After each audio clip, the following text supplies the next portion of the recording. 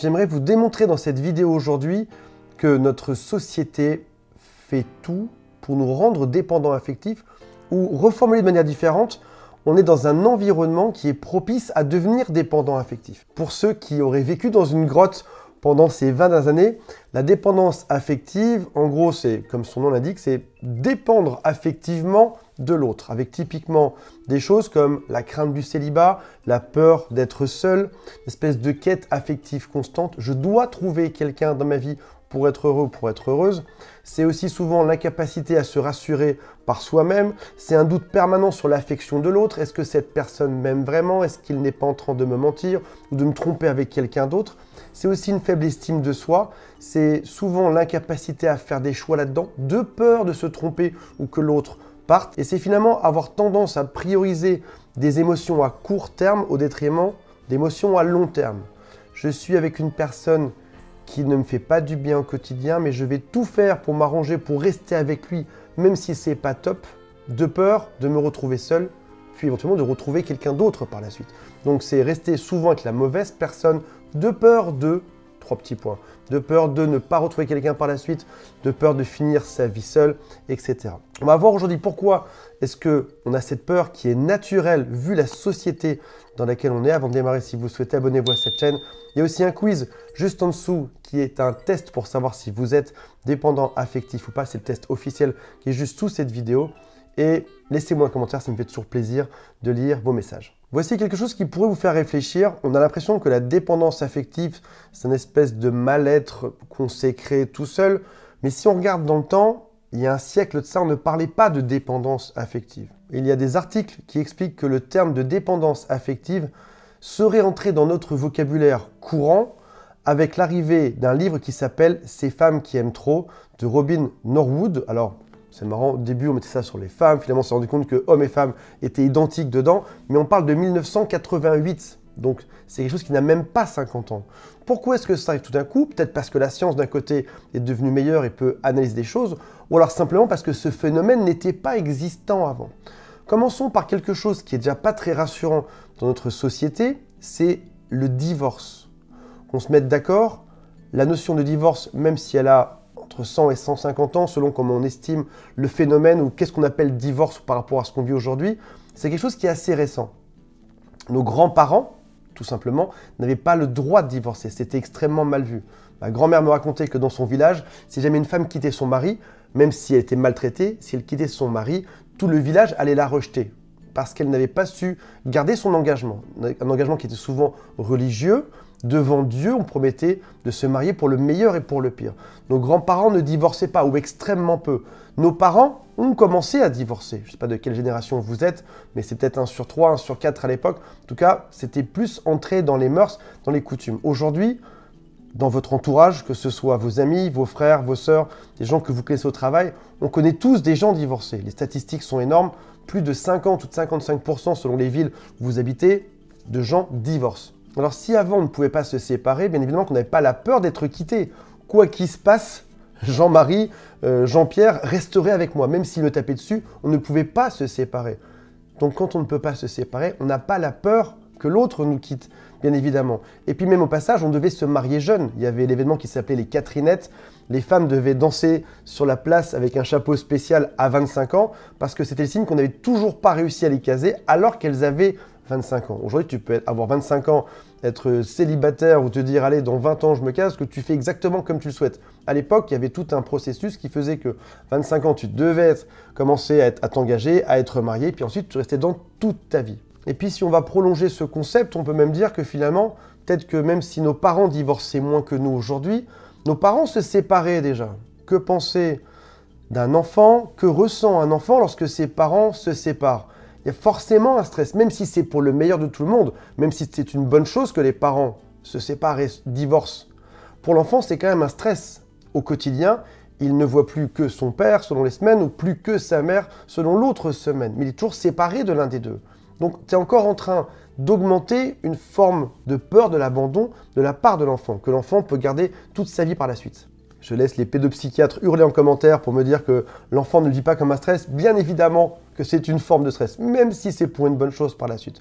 Au passage, vous avez peut-être remarqué que lorsque les parents ont une vie amoureuse extrêmement compliquée, sentimentalement, quand il y a beaucoup de séparations, quand ils ont beaucoup de partenaires, tu peux voir que les enfants, arrivés à l'âge de 16 ans, 17 ans, se mettent en couple, mais pour de bon. Ils sont en couple pour la vie. Papa s'est comporté comme ça, maman s'est comportée comme ça, moi ce ne sera pas mon cas. C'est le besoin de sécuriser par la suite. On est aussi dans une société qui a une multitude de tentations. Instagram est une machine de guerre à créer des séparations. Tu peux être par exemple en train de regarder une série sur Netflix avec ton partenaire ou ta partenaire, pendant que l'autre est sur son téléphone, en réalité, il est en train de se faire draguer par un inconnu à l'autre bout de la planète ou par son collègue de bureau. Chose qui n'était pas possible jusqu'à il y a 10 ans ou 15 ans. Ça n'existait pas. Instagram est quelque chose d'extrêmement récent. Aujourd'hui, c'est la porte ouverte par des coucou, c'est, comment ça va, point d'interrogation, qui démarre juste comme ça sur le thème de je suis juste là pour prendre des nouvelles, pour savoir comment est-ce que ma collègue se porte, etc. Et qui dérive sur exactement ce que vous savez. Une femme m'a dit récemment, je lui ai envoyé bonne nuit, je suis vraiment une traînée. Parce que vous savez ce que ça veut dire que d'envoyer bonne nuit à une personne qu'on connaît à peine. On a le droit de le faire, mais vous savez exactement ce que ça veut dire par la suite. On est en train de créer une relation où on s'inquiète de l'autre, on rentre un petit peu dans son intimité, de manière sournoise, pernicieuse, on est en train de créer des liens qui peuvent durer, attention, hein, c'est pas une guerre express qui dure 3 semaines, non, qui peuvent durer pendant des mois ou des années. On peut garder ce lien pendant des mois ou des années en se disant le jour où dans mon couple il y aura un problème, j'ai toujours lui derrière. J'ai Jean-Michel, il sera toujours là. Ou j'ai Josiane qui sera prête parce que ça fait des années qu'on entretient des petits coucous, comment vas-tu, que deviens-tu? On sait très bien ce que c'est. Tu as une ligne, il y a une ligne blanche à pas franchir et là tu as déjà un pneu sur cette ligne blanche. Peut-être même que le pneu il est un peu plus sur la droite de la ligne blanche ou sur la gauche, il est en train de dépasser doucement. On est en train déjà de passer sur autre chose. Rajoute à ça Tinder qui te permet de retrouver quelqu'un dans les quelques heures. Généralement, ça va extrêmement vite. Bien sûr que tu peux avoir une peur que tout ce que tu as construit, tu as mis des mois, des années à construire quelque chose avec quelqu'un, tu as investi ton temps, tu as investi de l'argent là-dedans, tu as fait des enfants, tu as même créé un groupe d'amis autour de ça, tu as créé des activités, tes habitudes, tu as mis vraiment tout ce que tu avais, ton cœur, ton argent, ton énergie, ta bienveillance, tu as tout mis là-dedans. Bien évidemment que lorsqu'on se rend compte à quel point il est facile d'avoir des tentations ailleurs, c'est compliqué de gérer ça. Et ça crée ce genre de stress. J'ai tout donné pour l'autre, je le vois sourire devant son téléphone, je sais ce que ça peut donner. Sans être paranoïaque, ça peut être ça, ou ça peut être totalement autre chose. Ajoutons autre chose dans notre société actuelle. On est dans une crise financière. Qu'est-ce que ça veut dire de se retrouver avec un seul salaire pour devoir vivre quelque part, payer l'EDF tout seul, payer l'eau tout seul? Ça en rajoute du stress. Je ne dis pas que c'est le fond même de la dépendance affective, mais ça vient participer à l'une des peurs que l'autre nous quitte. Si jamais l'autre part, qu'est-ce que je deviens moi? Comment est-ce que je paye mes factures en fin de mois? Tu peux aussi avoir sur Internet des gourous qui vont te dire par exemple, vous ne devez pas vous ennuyer dans votre couple, vous devez avoir une vie formidable, vous méritez le meilleur sur Terre. Ton mari, ta femme, regarde ce genre de message. Et c'est vrai que dans un couple, il y a forcément de la routine, obligatoirement de la routine. On a des moments forts, on a aussi des moments qui sont moins forts, qui sont nécessaires pour avoir un couple sain et une vie équilibrée. Mais il y a toujours un risque que l'autre, en pleine nuit, regarde ces messages de gourou, que vous soyez dans une période qui soit un peu plus faible en ce moment, et que c'est vrai finalement, je peux avoir le droit à quelque chose de gigantesque, à des promesses de pouvoir infini comme les gourous du dev perso me le disent. Tu peux aussi, typiquement sur ton TikTok, voir des influenceurs qui ont la grande vie, qui sont super heureux en couple, qui sont à Miami, qui sont dans le désert, qui sont à Dubaï, qui vivent des choses de dingue. Et toi, tu te dis, mais finalement, je m'ennuie à habiter à Rouen. Désolé pour la balle perdue pour Rouen. Je m'ennuie à Rouen. Qu'est-ce que je fais là? Alors que moi aussi, je pourrais avoir la grande vie. Si c'est pas toi qui le pense, ça peut être ton partenaire. Donc, tu es dans une espèce de climat où déjà, c'est la crise d'un côté, on te fait rêver d'autre chose de l'autre. Comment arriver à trouver un équilibre là-dedans qui nécessite d'être extrêmement équilibré et sain d'esprit et réaliste? Et d'avoir une culture par rapport à ça, une éducation sociale par rapport à ça. De savoir que ce qu'on te raconte, c'est probablement faux derrière. Tous ces aimants-là font que les couples sont de plus en plus fragiles. Bien évidemment, qu'on se pose des questions, sans être paranoïaque, on se pose des questions, on s'inquiète sur les vraies intentions de l'autre.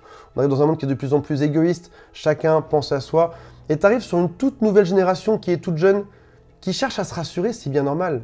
Nous, j'ai envie de te dire qu'on a pris le train en marche, c'est-à-dire qu'on partait sur un monde qui était un peu moins déglingué, et ça s'est déglingué avec le temps, mais les jeunes qui arrivent là-dedans, qui ont tout à créer, ils essayent de se réinventer des règles, de créer des nouvelles normes amoureuses.